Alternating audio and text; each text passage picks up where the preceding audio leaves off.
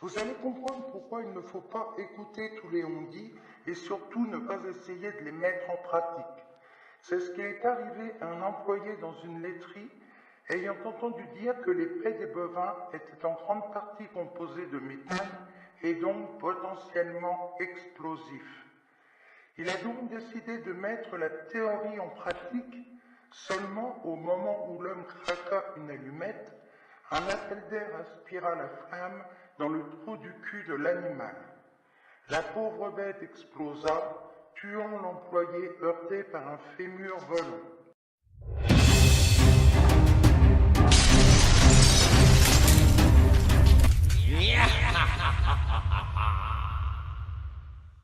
En Ohio, un Américain, Martin Eskins, s'aperçut qu'il avait plein de toiles d'araignée dans sa cave. Mais il refusa d'utiliser un balai comme l'auraient fait la plupart d'entre nous. Il trouva malin d'allumer une torche pour brûler les toiles. Il a ainsi provoqué un incendie qui a ravagé sa maison et il est mort brûlé vif.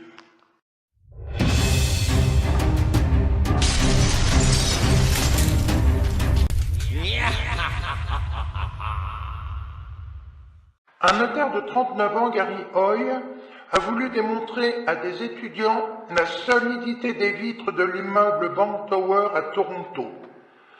Il a mis un grand coup d'épaule, brisa la vitre et il passa à travers.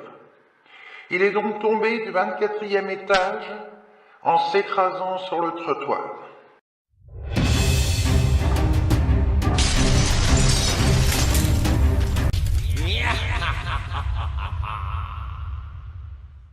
Après un vendredi soir un peu trop arrosé, un jeune homme de 17 ans a cru bon de se reposer dans une benne à ordures entre les rats et les restes de lasagne Findus.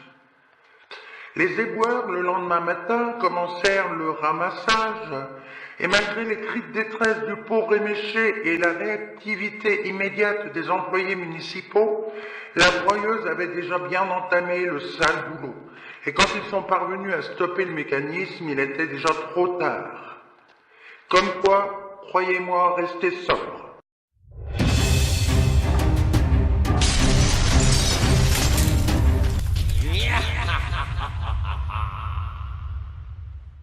Paul Stiller et sa femme s'ennuyaient à bord de leur voiture à 2 heures du matin.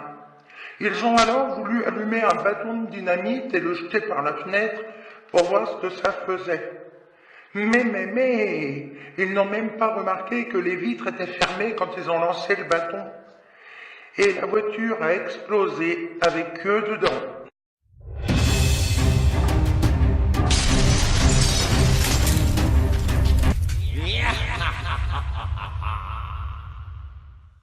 Vous allez voir que le téléphone peut être dangereux. Charles Berger, 47 ans, dormait tranquillement quand le téléphone le réveilla. En pensant attraper le combiné, il a empoigné son Smith & Wesson 38 spécial et s'est tiré une balle dans l'oreille, le tuant sur le coup.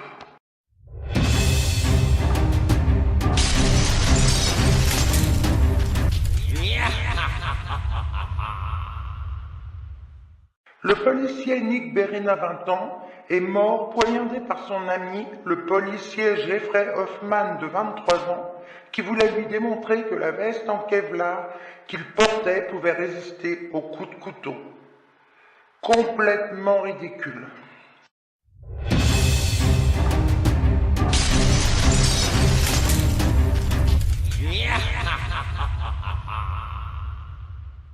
En Pologne, un braconnier s'amusait à pêcher en électrocutant les poissons à l'aide d'un câble, jusqu'au jour où il tomba dans l'eau et subit le même sort que sa proie.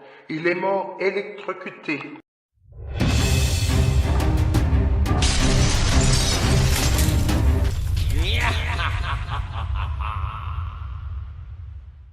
Robert Puello, 32 ans, a volé un hot-dog sur un marché de Saint-Louis.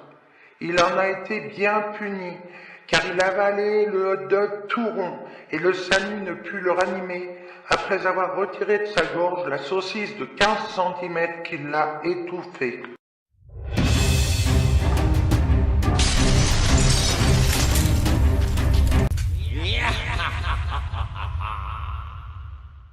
La cerise sur le gâteau, c'est ce jeune homme à Philipsbourg qui s'est étouffé mortellement en avalant le soutien-gorge pailleté d'une stripteaseuse qui lui avait retiré avec les dents.